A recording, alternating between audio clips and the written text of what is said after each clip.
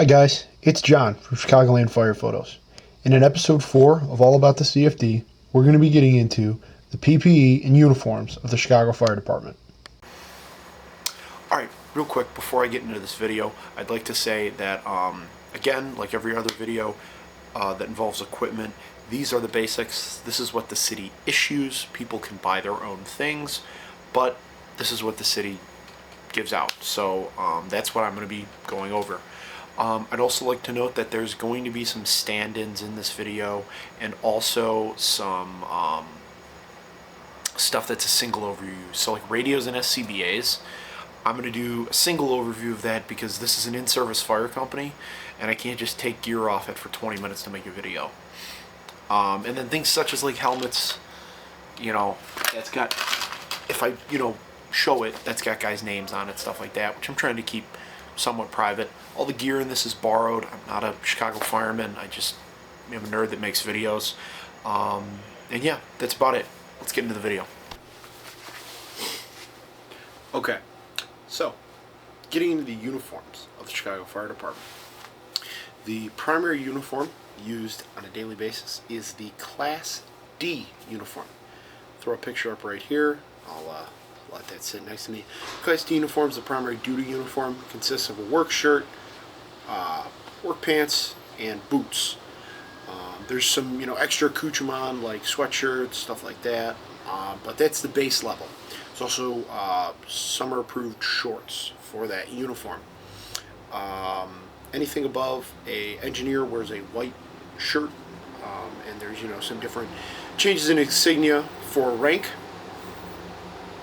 The next uniform is the dress. So you have the Class A, Class B, and Class C.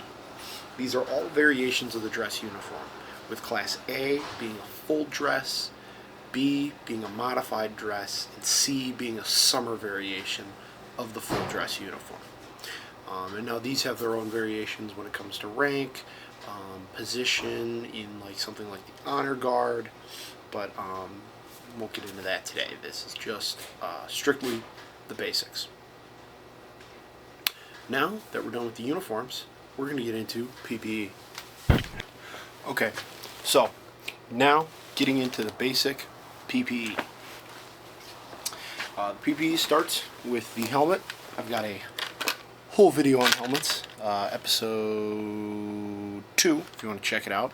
This one is my personal one that I wear when I do photography, but it's a Carnes 880. It's one of the ones the city issues. Another little accessory on the PPE is the light. These are issued at the company level. Every company's given 5, and they just swap them between the shifts. Next up we have the gloves. The main issued glove right now in the city is the Shelby Big Jake. The PPE itself, the bunker gear, is Lion. It's a Lion top and bottom set, angling down towards the bottom. Get these in screen. The boots that are currently in use are 14-inch globe boots. Then of course you have the Lion pants, and underneath are the suspenders. Some of the things you don't see normally, the radio would go here. There's a little tab for it. You wear the harness underneath and peek it out. But like I said, I'm of course borrowing gear for this video. I can't really borrow a radio for a whole filming segment. Just because, if they get a fire, I have to take all this, stuff off real quick, and they have to be able to get to the rig. So, but that kind of wraps it up for the basic PPE. Now we're going to get into some equipment used by the fire department. Me here, I just realized I completely forgot to gloss over the hoods. The hoods used by the city are made by Bel Air, and there'll of course be a picture up right here. Yeah, sorry about that, but yeah, they're particulate blocking hoods and they're worn under the coat. The first piece of equipment we're going to be getting into is something that's worn on every run, and that is the radio. worn in a Boston leather strap. The Chicago Fire Department runs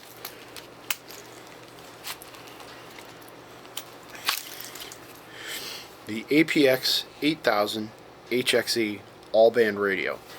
This is because the city operates on 3 different frequency bands at any given time. That is P25 UHF, which is their normal one that they're currently not using. They are on their backup, which is 7800 P25 Phase 2. And then most of their ground frequencies, like fire ground, fire command, stuff like that, are conventional UHF, which necessitates the use of an all-band radio.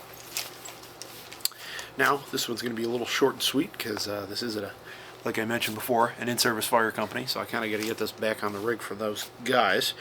But yeah, let's get into the SCBA.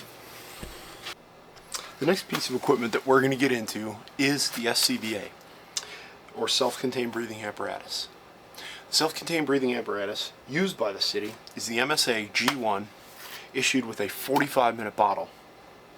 This has been used by the city since about 2016, when they switched away from the MSA G7 Firehawk system. And there's currently some talks floating around about these possibly getting replaced with the new release of the Scott wireframes, which would be pretty neat. These also have started to be issued with this identifier. It goes on the band that holds the bottle on, and it identifies the company. So for firefighters, it would just say, for example here, Truck 36, but then it also, zoom in for you, says Truck 36 Officer, or Officer for any of them. And then I think they, actually no, I was wrong on that. I was going to say something, but it's wrong.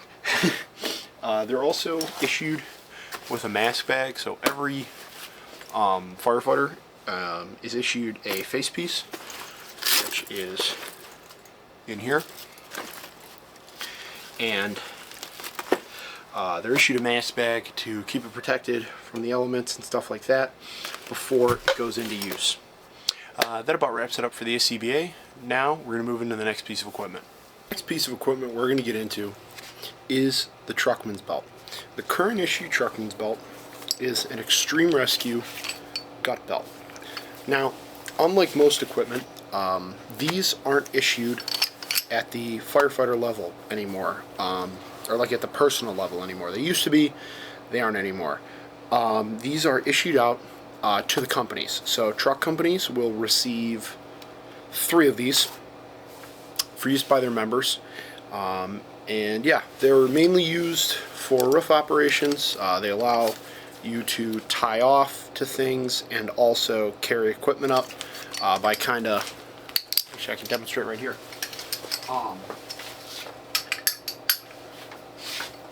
Basically, it would be around your waist on your coat. Then you have your axe, and then that goes through there and just kind of holds it on there. And